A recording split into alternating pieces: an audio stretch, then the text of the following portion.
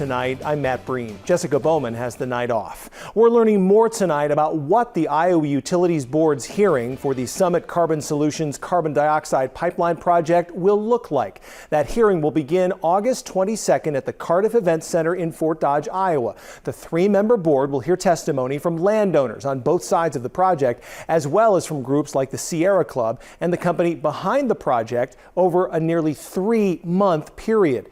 The Sierra Club and other environmental groups are among those that are upset about the accelerated schedule for the hearings. They were originally set to begin in October. KTIV's Matt Hoffman has the latest on this ongoing battle over pipelines in Iowa.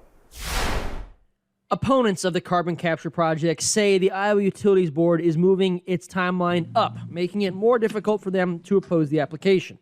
In 2 months, the IUB will start its hearings, giving opponents less time to prepare than they previously thought. New schedule that is being proposed is shortcutting the process so much that it is potentially going to violate the procedural due process rights of landowners. Dan Wall is a Dickinson County landowner opposed to the project. He says he wanted the IUB to schedule its hearings next year, not move it forward. You know, we're in a drought right now. We're extremely dry. Things can burn up and we might not have a crop to harvest.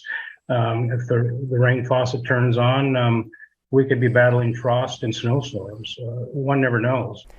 Opponents say the hearings are expected to take 2 to 3 months. That means the IUB could issue an opinion by the end of this year. There are over 1,000 parcels of land that have not been signed over as voluntary easements. Each parcel will have to be considered individually by the IUB. Opponents say 2 new IUB members were appointed this year, and they believe that may have led to the fast tracking of the schedule. In Sioux City, Matt Hoffman, KTIV News 4.